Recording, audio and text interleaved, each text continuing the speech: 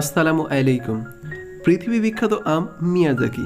আমার ছাদ বাগানে এই আমটির ফলন এসছে, এই প্রথমবারের মতো ফলন এসছে। আর এটার কালারটা অসাধারণ। জাপানে যেমন মিয়াজাকি আম পাওয়া যায় ঠিক সেম কালার এসছে এবং নিঃসন্দেহে এটা মিয়াজাকি আমের একটি গাছ। এবং এই আমটি আমি এবার খুলে নেব, তারপরে আমটি কেটে এর টেস্ট রিভিউটা আপনাদেরকে জানাবো। এই আমটার একটা বৈশিষ্ট্য হচ্ছে বোটা থেকে এটা ছেড়ে নিচে বেঁধে থাকবে, তারপরে এই আমটিকে হারভেস্ট করতে হবে বা সংগ্রহ করতে হবে। এই আমটিকে আমি এবার খুলে নিচ্ছি। খুলে নেওয়ার পর তারপরে এর অরিজিনাল কালারটা আপনারা দেখতে পাবেন।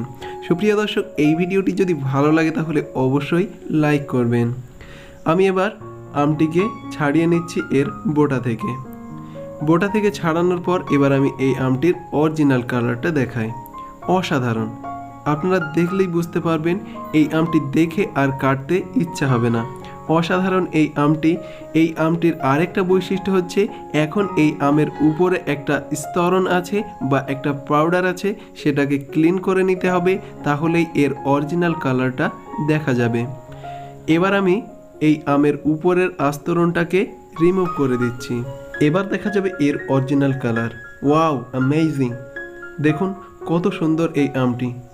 দেখলে এটা আর কাটতে ইচ্ছে করবে না, কিন্তু অবশ্য এই আমটাকে কাটতে হবে আর টেস্ট রিভিউটা আপনাদেরকে জানাতে হবে।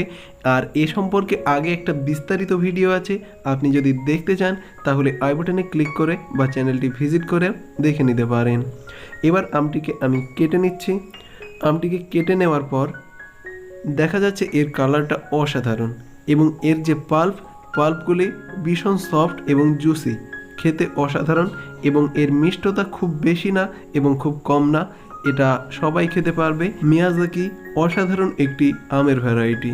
জাপানি ভাষায় এটাকে তাইয়ানো তামাগো বা সূর্য ডিম বলা হয়। ভিডিওটি দেখার জন্য ধন্যবাদ।